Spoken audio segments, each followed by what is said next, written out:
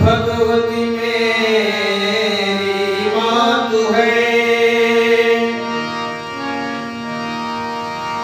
पिता मेरे श्री राम, उन दोनों के चरणों में मेरा कोटि कोटि प्रणाम। बोली गायत्री माता की जय, परम पूज्य गुरुदेव की जय, परम वंदनीय माता जी की जय।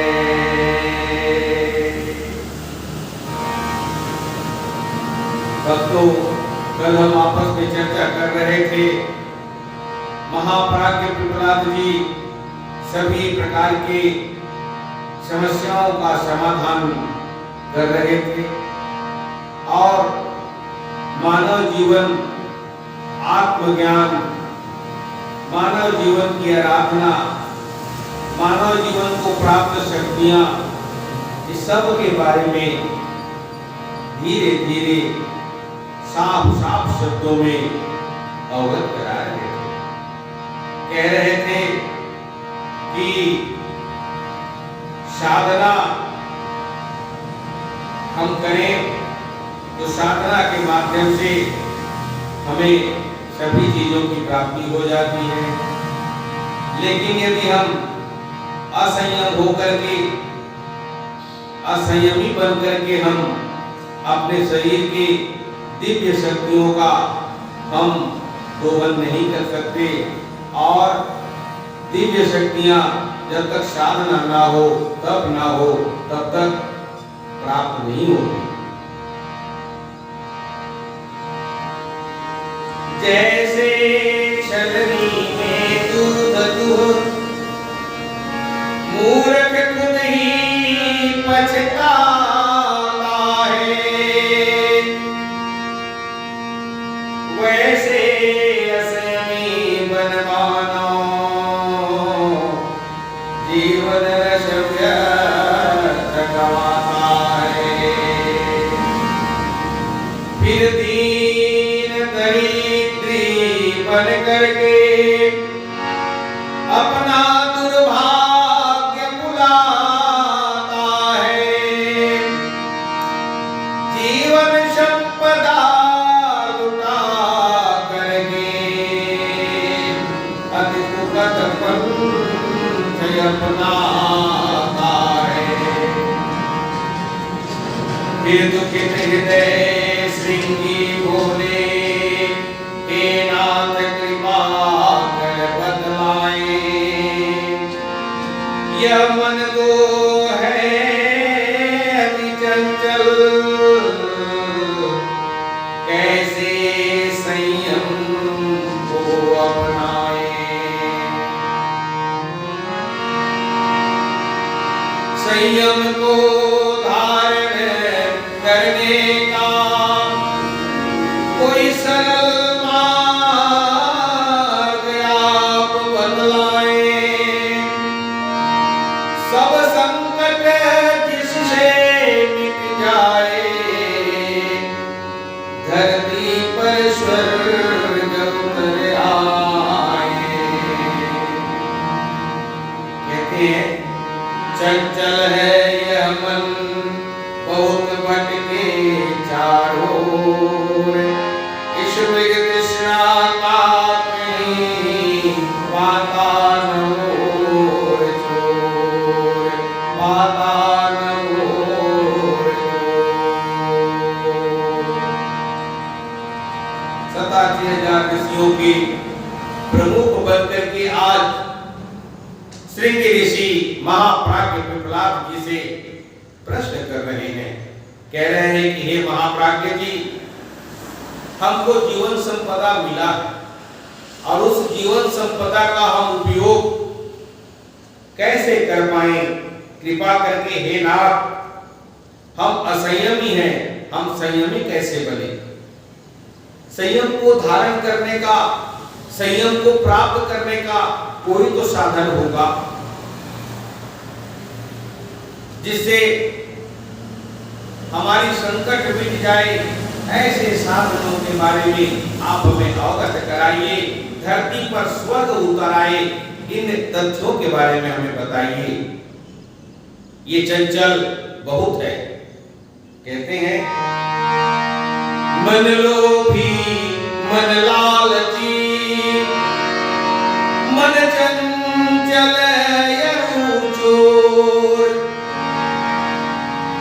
मन के मने न चालिए,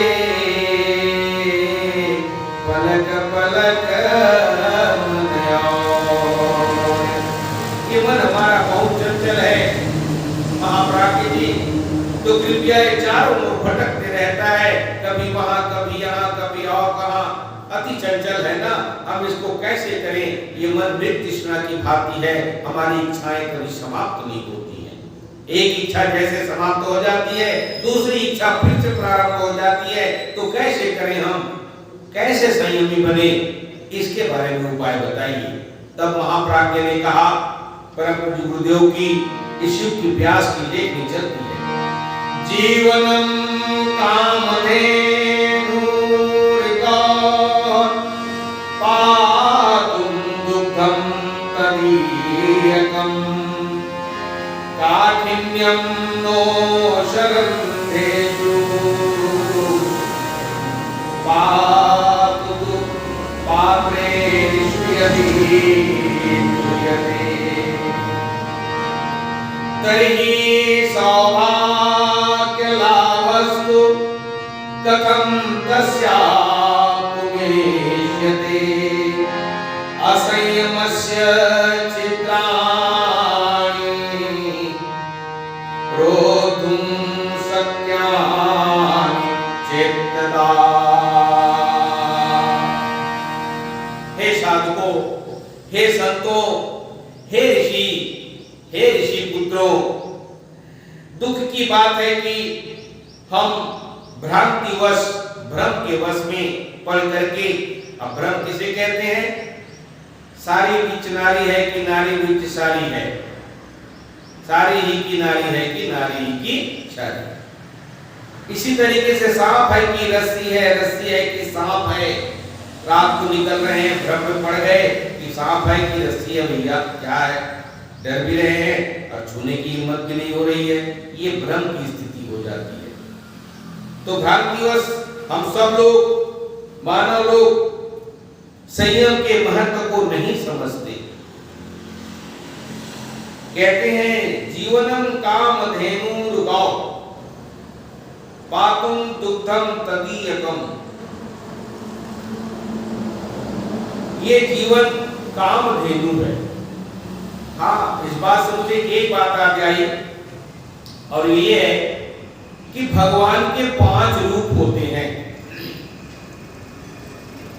और वो 5 रूप, जब भगवान के 5 रूप होते हैं तो हम भी तो ईश्वर अंश जीव अविनाशी चेतन अहम चेतन अमल सहज सुख राशि, हम भी तो 5 तत्वों से बने हुए हैं, हमारा शरीर भी, और यही 5 भगवान का हमारे पास है। वही 5 रूप, यहाँ 5 रूप। ईश्वर का अंश है, इसलिए जब ईश्वर 5 तत्वों से है, उन 5 चीजों से ईश्वर के 5 रूप हैं, तो हमारे भी 5 रूप होंगे, और उन 5 रूपों को हमें पहचानना होगा। सबसे पहला रूप है कामधेनु। अब ये कामधेनु क्या है? कामधेनु गाय है। जब समुद्र का मंथन हुआ था तो उसमें से कामधेनु प्रकट हुए थे, और कामधेनु प्रकट हुआ तो इसको वशिष्ठ ऋषि को दी गई थी। ये कामधेनु गाय वशिष्ठ ऋषि के पास थी। आप सब लोगों को मालूम है कि विश्वरथ नाम के राजा जंगल में तपस्या करने गए, तपस्या शिकार खेलने गए, जंगल में शिकार खेलने गए, तपस्या करने नहीं, शिकार करना, क्योंकि राजाओं का शौक है शिकार करना। और शिकार करते करते इतने मस्त हो गए, इतने व्यस्त हो गए कि उनको और अपने राज्य की चिंता ही नहीं रही, और ये भी याद नहीं रहा कि हमारे पास 1000 सैनिक है। अब जब सारी सामग्रियां समाप्त हो गई खाने पीने की, तो कुछ दिन तो भूख प्यास से गुजारे, लेकिन अब राजा को भी समझ आ गई कि भूख लग रहा है, अब कैसे करें। तब उन्होंने सैनिकों में से भेजा सेनापति को, कह जा करके देख के आओ तो कहीं अगल बगल झोपड़ी उपड़ी होगी, पानी वानी कहीं मिलेगा क्या, प्यास तो लग रही है। विश्वरथ राजा के आदेश पर सेनापति गए, जाकर के देखा एक झोपड़ी थी, झोपड़ी में जा गए तो देखा एक दुबले पतले ऋषि तप कर रहे थे। तब वहां विश्वरथ राजा के सेनापति जो हैं उनने प्रश्न किया, कहा प्रभु संत जी हमें जल मिल जाएगी क्या पीने के लिए? उठ करके देखा, कहा हाँ मिल जाएगी, मैं अकेला नहीं हूँ, मेरे साथ और हैं, मेरे राजा भी हैं और सैनिक भी हैं, कोई बात नहीं, जितने भी होंगे सब आ जाओ। अच्छा ऐसी बात है। अब फिर सेनापति जी वापस गए, राजा को बताए सारे हालचाल। अब बताने के बाद जब वापस आए तो वहां पर वशिष्ठ जी ने कामधेनु गौ के माध्यम से सारी व्यवस्थाएं पूरी कर दी थी। एक बहुत बड़ा सरोवर बन गया था। हाँ, और जब सभी के सभी आए, 1000 सैनिक, सेनापति और राजा, तो उनको निवेदन किया कि कृपया आप सरोवर में स्नान कर लें, सरोवर में स्नान करने से आपको शांति मिलेगी, और तब आकर के आप लोग भोजन कीजिएगा, मैं भोजन की व्यवस्था करता हूँ।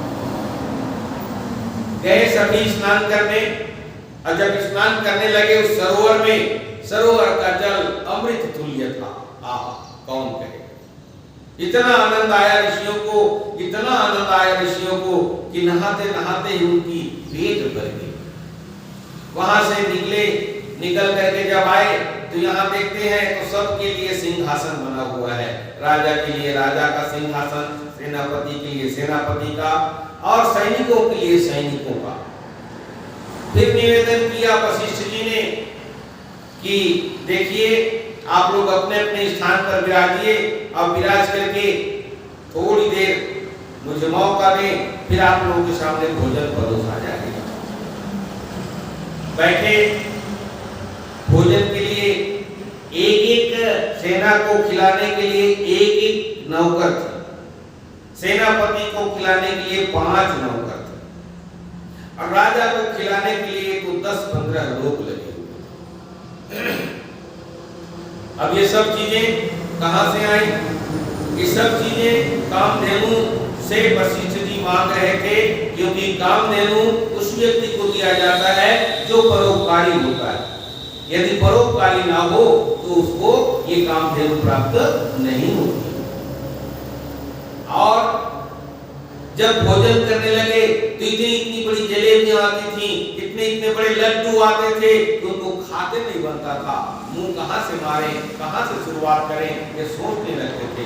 कभी उन्होंने जिंदगी में नहीं खाया था ऐसा स्वादिष्ट और ऐसे बड़े बड़े वस्तु। 64 प्रकार के व्यंजन बने थे, राजा के सामने परोसा गया।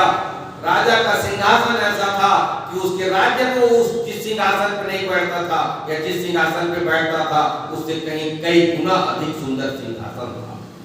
सिंहासन को छू छू के देख रहा था राजा विश्वरथ, और उसमें बैठा। बैठने के बाद उसको लगा कि ये तो मेरे सिंहासन से भी बड़ा अच्छा सिंहासन है। सेनापति का भी स्थान बड़ा सुंदर है, सब सैनिकों का स्थान इतना सुंदर, आखिर ये निर्माण कहां से किया? मन में प्रश्न उठ रहे थे, कई प्रकार के प्रश्न उठ रहे थे। और भोजन तो किया लेकिन मन कहीं और था। सब लोगों ने बड़े संतुष्ट होकर के भोजन किया। भोजन करने के बाद जब फिर भोजन का स्वाद लेने के बाद उनके मन में फिर इंद्रियों का जो प्रयोग है वो फिर कैसे दुरुपयोग में बदलना शुरू हुआ, जरा देखिए। खाने के बाद फिर से उनमें अहम आ गया है कि मैं राजा हूं। बोले ऋषि को बुलाओ। अब जिन्होंने इतनी सुंदर सेवा की उस ऋषि को बुलाया गया। ऋषि आए और आकर के खड़े हो गए। राजा ने कहा, ऋषि जी आप किसके राज्य में रहते हैं? ये जो जहां आपकी कुटी बनी हुई है ये किस राज्य की सीमा में आती है? संत जी ने कहा, आपकी सीमा में आती है राजन, ये आपकी सीमा के अंतर्गत है। अच्छा, तो मेरे सीमा के अंतर्गत तो मेरे आदेशों का पालन किया जाए, मेरे आदेशों का पालन आपको करना पड़ेगा। तो कैसे? आप इतनी सारी सुंदर व्यवस्थाएं कहां से की, कैसे की, पहले ये बताइए मुझे।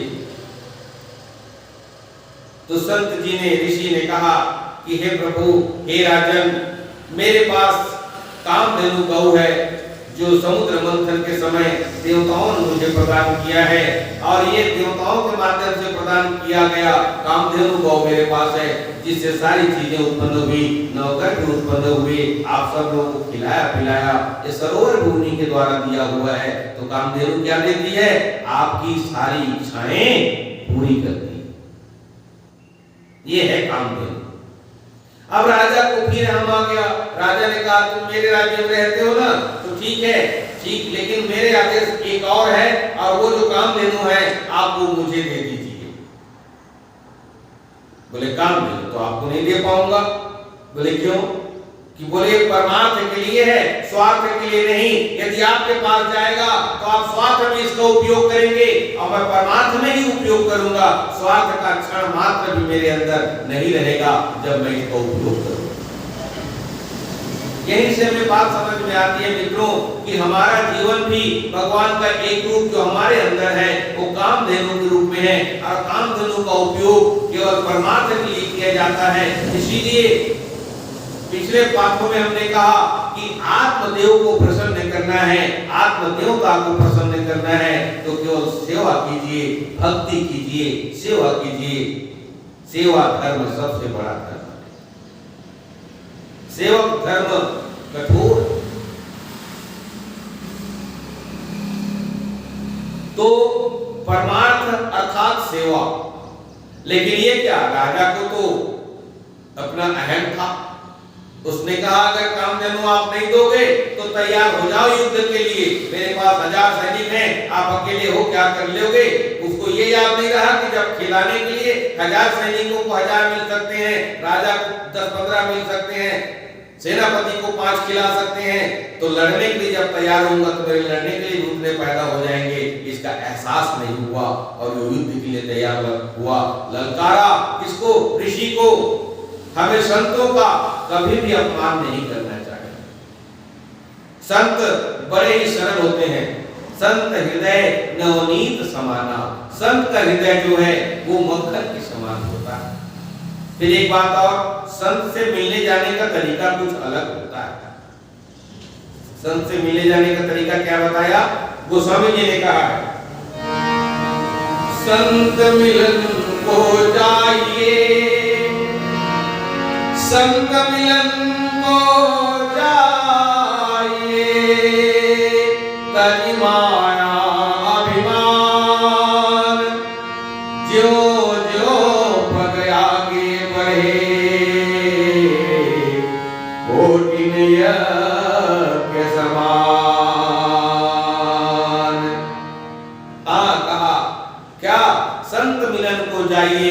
जब आप संत को मिलने जाओ ना, तो जब मिलने जाओगे आप तो क्या करोगे? संत को मिलने जाओगे तो संत मिलन को जाइए, तनि माया अभिमान, माया को, अभिमान को, अहंकार को त्याग करके मिलने जाना चाहिए।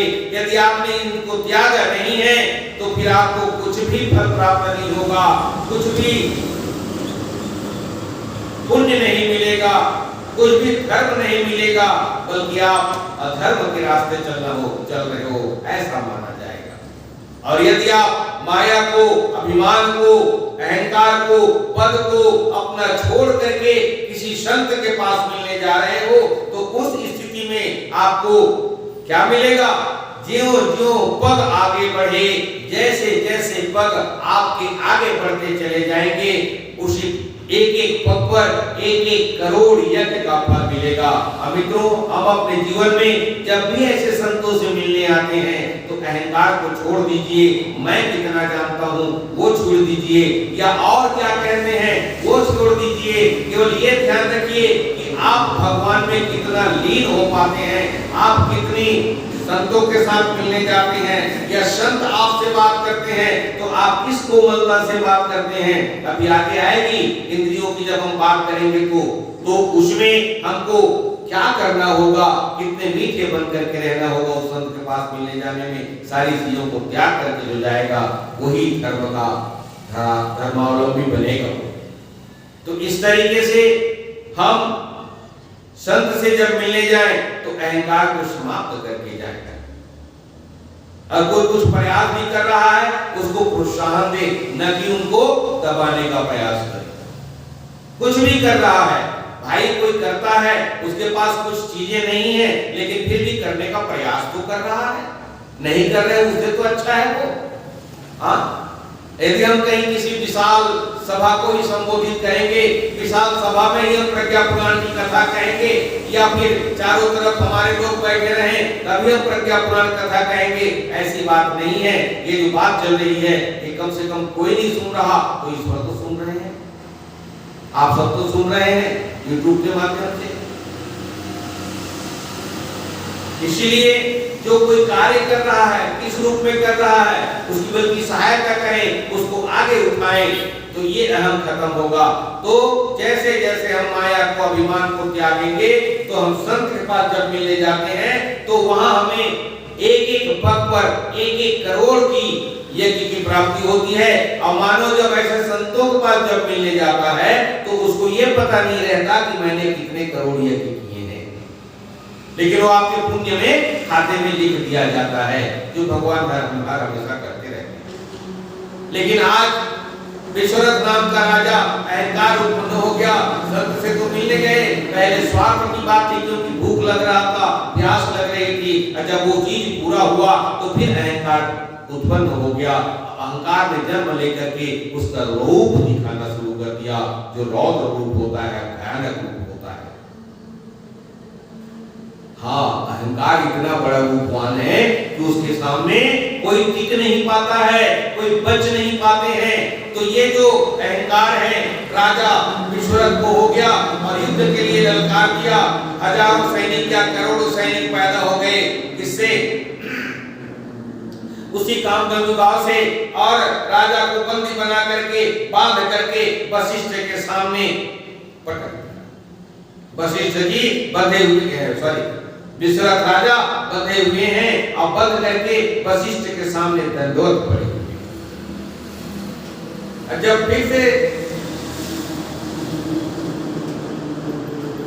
विपरीत परिस्थितियां सामने आई, राजा को लगा कि मैंने कुछ गलत किया।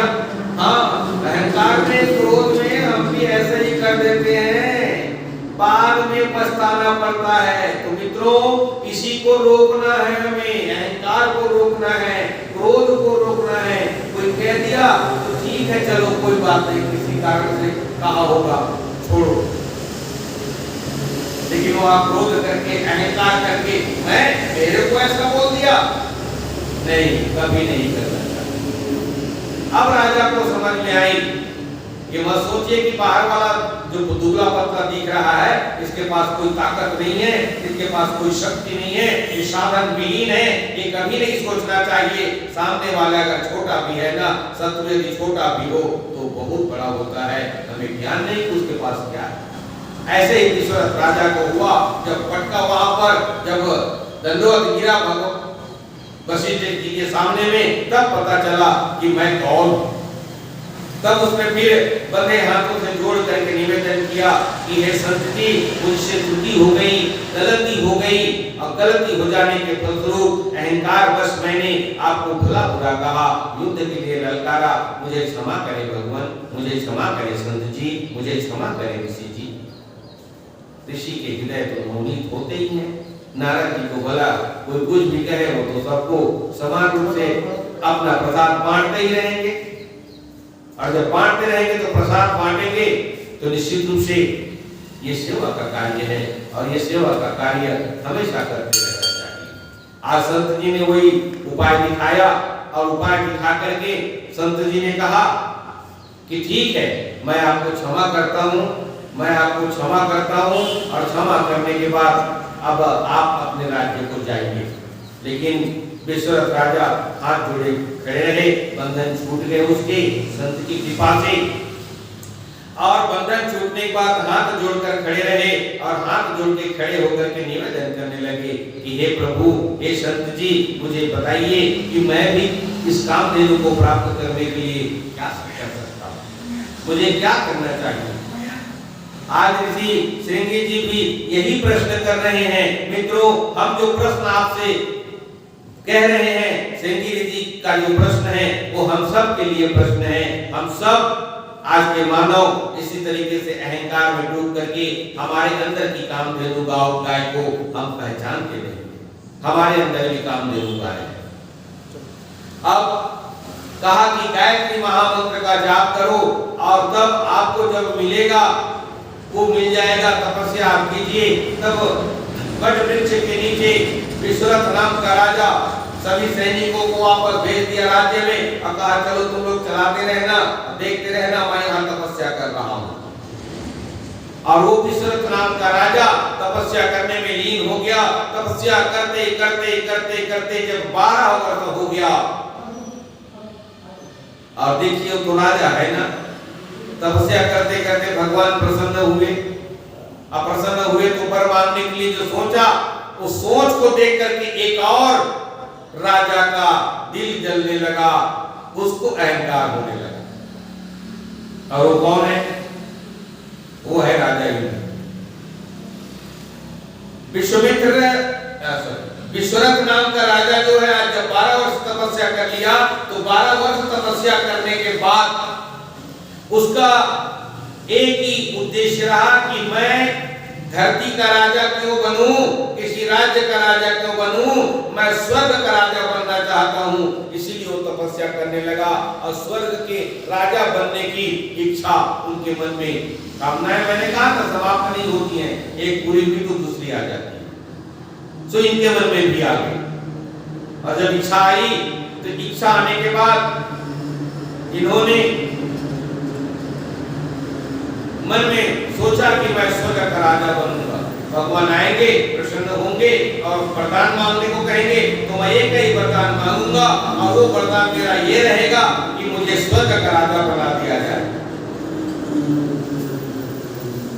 और इस तरीके से जब इंद्र ने देखा कि ये तो स्वर्ग का राजा बनने के लिए तप कर रहा है, तब उसने उसके मन में आई, क्योंकि स्वर्ग के राजा बनने के लिए इंद्र के रहते कौन बन सकता है भला।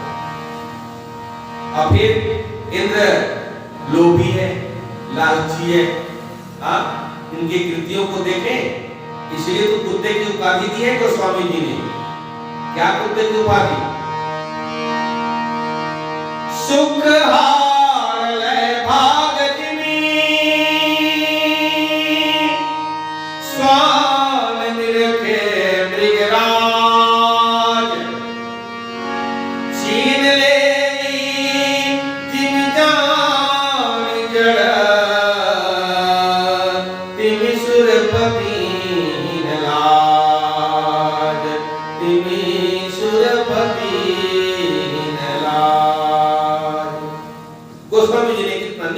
दर्जा दिया है। किसको? इंद्र। क्या हुआ साथियों?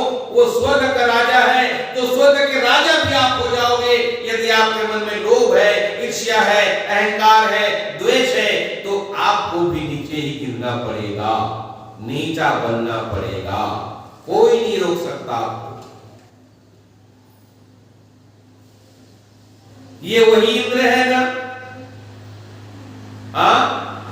जब गौतम ऋषि स्नान करने जाते थे भोर में 4 बजे, उस समय तो घड़ी नहीं थी, लेकिन शुभ तारा को देख करके जाया करते थे। तो जब जाते थे तो इंद्र के मन में अहिल्या की सुंदरता को देख करके मोहित हो गए और उसकी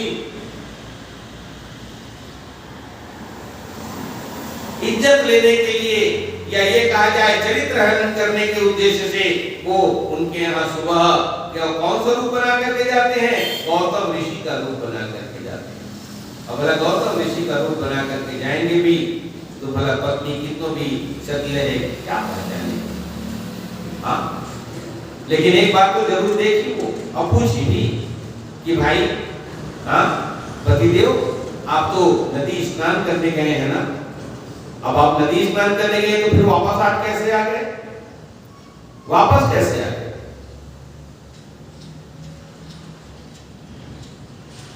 इंद्र ने उन्हें जो रूप बनाया था बहलाया कि आज थोड़ा देर में जाऊंगा, अब मेरी इच्छा जरा सही तरीके से हुई तो मैं आपके पास आ गया।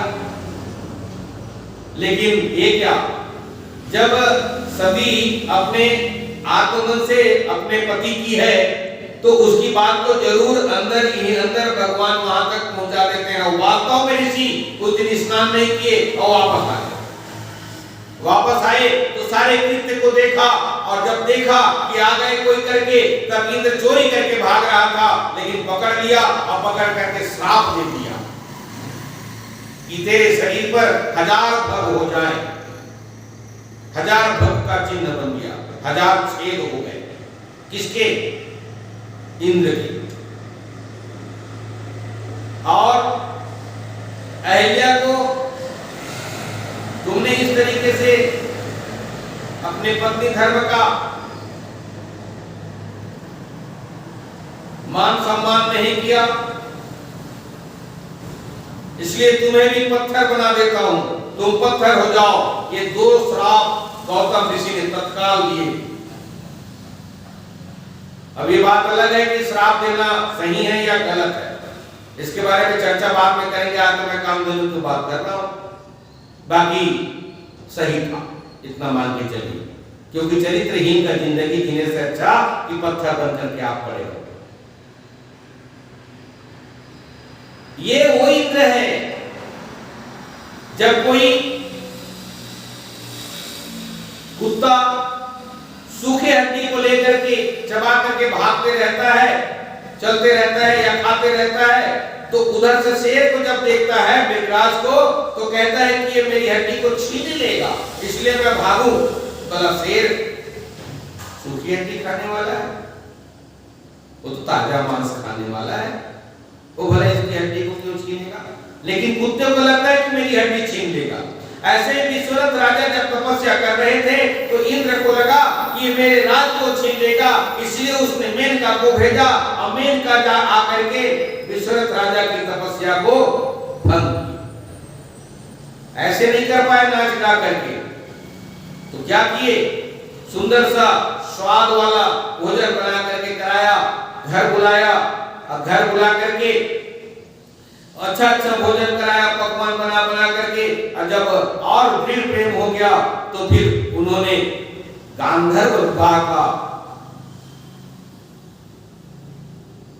रखा प्रस्ताव, और प्रस्ताव रख करके दोनों का गांधर्व विवाह हुआ। और गांधर्व विवाह होने के बाद उनकी ओर से एक लड़की का जन्म होना हुआ, एक पुत्री का जन्म होना हुआ, और उस पुत्री का नाम शकुंतला।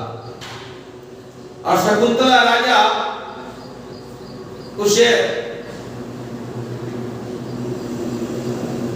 शकुंतला नाम की जो कन्या है उत्पन्न हुई, तो वो कन्या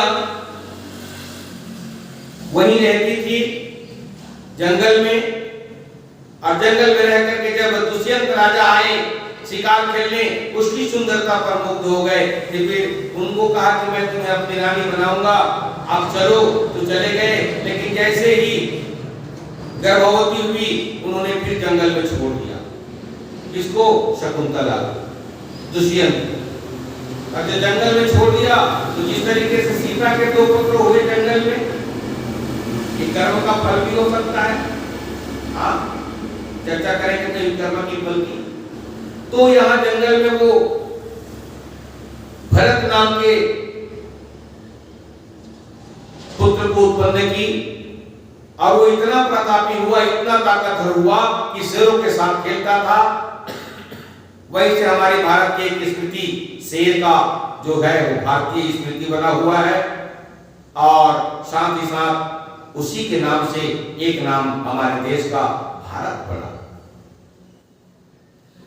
और वहीं से जब तपस्या पूरी हुई और मेनका के द्वारा हनन किया गया विश्वनाथ राजा के चरित्र को, वहीं से उन्होंने सेवा का कार्य करना शुरू किया, और सेवा का कार्य करते करते उनका नाम विश्वामित्र हो गया।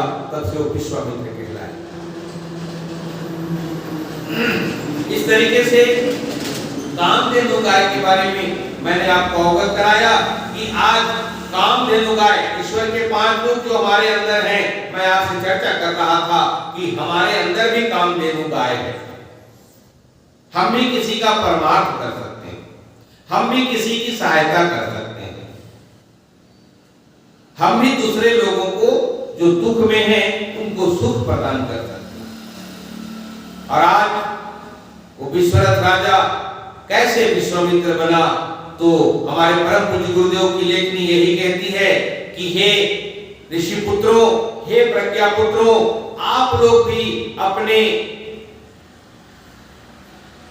जीवन में ईश्वर के रूप में जो आत्मदेव की पूजा करते करते आपको कामधेनु का एक रूप मिला हुआ है, उस कामधेनु के रूप को विस्तृत कीजिए, विस्तार कीजिए, और इतना विस्तार कीजिए कि आप सेवा भावी उद्देश्य से दूसरों की सेवा कैसे पहुंचाएंगे और सेवा कार्य में जुट जाएंगे। यही तो गायत्री परिवार का हमारा मिशन है, गुरुदेव की बातों को जन जन तक पहुंचाने का, गुरुदेव की बातों को विचार के रूप में दूसरों तक पहुंचाने का। लेकिन यदि हम कामधेनु के इस गाय को दूहने नहीं जानेंगे और चलनी में यदि हम दूध दूहेंगे, तो भला बताओ कि चलनी में दूध ठहर सकता है क्या? हाँ, तो संयमित होकर के जीवन जिया करते थे हमारे गुरुदेव, संयमित होकर के जीवन जिया करते थे। 24 साल तक उन्होंने एक जौ की रोटी खा करके और एक गिलास छाछ पी करके अपनी जीवा पर इतना नियंत्रण किया, इतना नियंत्रण किया, संयम को अपनाया, और उस संयम से विश्वामित्र है, साक्षात विश्वामित्र हैं। आप भी अपने को विश्वामित्र के सेवक बना सकते हो। तो उसी चीज को कह रहे हैं कि जीवा पर संयम रख करके विश्वास रखिए कि आपके अंतर्गत इतनी शक्ति है, इतनी शक्ति है कि उस शक्ति से मनुष्य के जो भीतर है ना, उतनी शक्ति और किसी भी के पास नहीं है। मनुष्य को शक्ति दी है, और इनके लिए महान शक्ति 2 है। मनुष्य को ईश्वर ने महान शक्तियां दी हैं। कैसे दी हैं? अब देखिए, दूसरे जीव जंतु, यानी जो हम कहें कि यदि पशु हैं तो नीचे मुख करके भोजन करते हैं, और हम ऊपर उठा करके भोजन करते हैं। इसका उद्देश्य क्या है कि आप को ईश्वर यही संदेश देना चाहते हैं कि आप ऊपर उठिए, ऊपर उठिए, ऊपर उठ करके आगे बढ़िए, नीचे की ओर मत देखिए, उन्नति की ओर बढ़िए, नीचे की ओर मत देखिए। लेकिन फिर भी आज मनुष्य नीचे की ओर चलता चला जा रहा है। आज वो जितनी चालाकी करता है, बेईमानी करता है, भ्रष्टाचार करता है, दुराचार करता है, पूछिए मत, उतना पशुओं में नहीं होगा जितना आज मानव करता है। पहले तो जंगल में हम जाते थे तो डर के मारे हम भयभीत होकर के पशुओं को वार करते थे, लेकिन आज पशुओं से भय होता था पहले, लेकिन आज आप पशुओं से भय नहीं है, बल्कि किससे भय है? आज पशुओं से भय न होकर के हमें मानव को मानव से भय है। मानव को मानव से भय है। सच बताएं कि मानव किस तरीके से मानव से भय है? मानव को मानव से भय क्योंकि आज प्रत्येक मनुष्य केकड़े की भांति एक दूसरे को छीनने के लिए लगा हुआ है। वो छीनना चाहता है। क्या छीनना चाहता है? दूसरे की मान, दूसरे की सम्मान, दूसरे की प्रतिष्ठा, ये छीन करके आज वो बड़ा बनना चाहता है।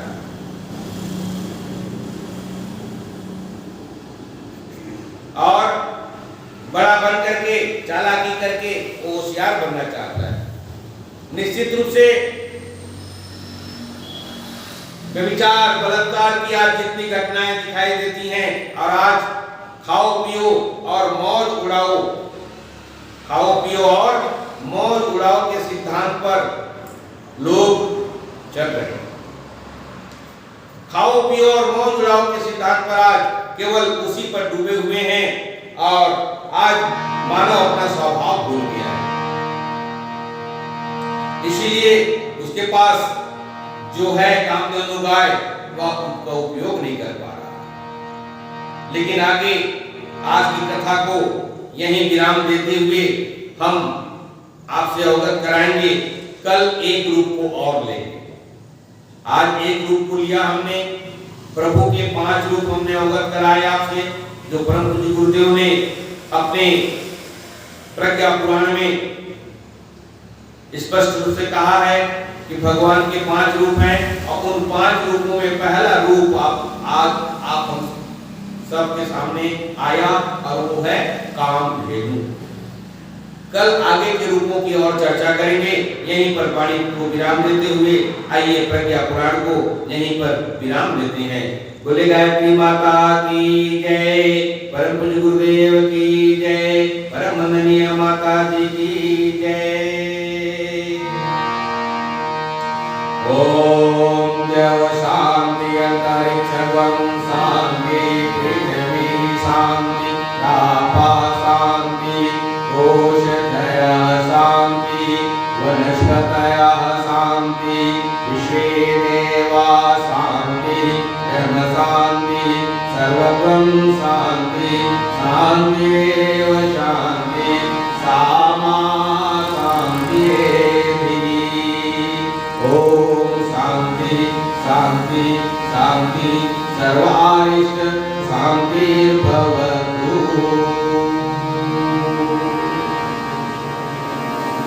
भक्तों, मित्रों, साथियों,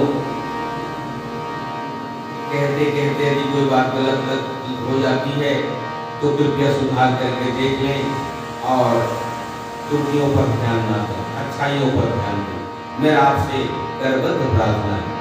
वंदे वेद मातरम, वंदे देव मातरम,